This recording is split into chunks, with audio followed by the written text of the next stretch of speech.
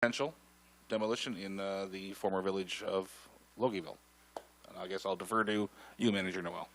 This started a while back. Mr. Walsh had requested the city to transfer a piece of the former railroad bed in through Loggieville that it is next to his property, and it's where we believe the old water tower was, and people in Loggieville are very familiar with that.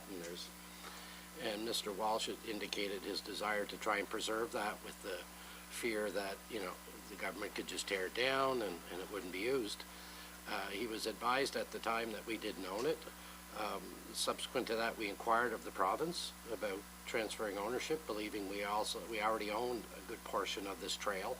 This was the easterly section left from the old Chatham power plant into Loggieville. We received correspondence where it clearly bureaucratic. They declined to turn title over to us, and they indicated they would give us more immediate control, which is operationally beneficial, but does not address Mr. Walsh's inquiry. We can't give him what we don't own or sell him what we don't own.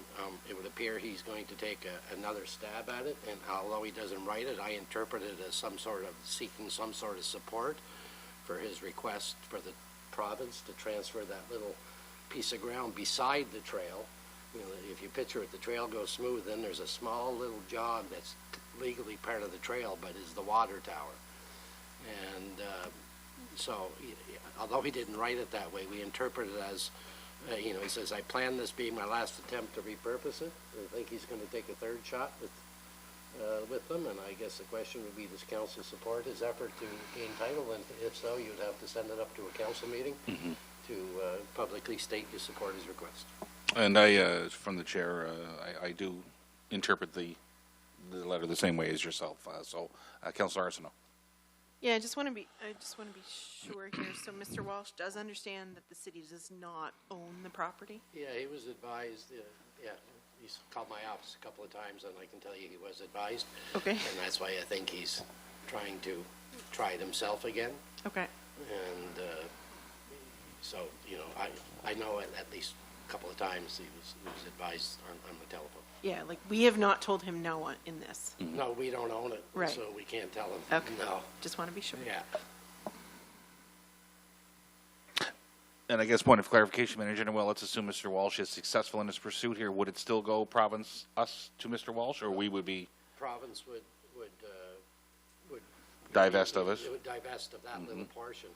I mean, Mr. Walsh is clearly serious. He's paid for surveys of this little area, and he has, at least by us, our assessment, a genuine desire to preserve the historical part of that, and that would be the basis what I expect we'll be putting in a management report.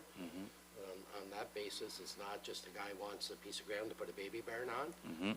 There seems to be another aspect. Some historical integrity there. And if that's, is accurate, I expect we'll be talking about that in a management report whenever this shows up. And my interpretation, if I may, would be to a letter of support, and also being clear that we have no municipal intent or purpose that.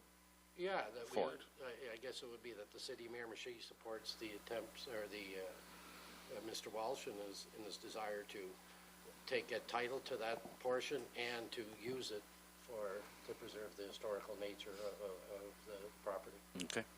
Any other comments? So motion to move that up. Councillor Arsenault, seconded by Councillor King. On the question, all those in favor? Aye. And that is unanimous. All right, and with that, our next agenda items are to the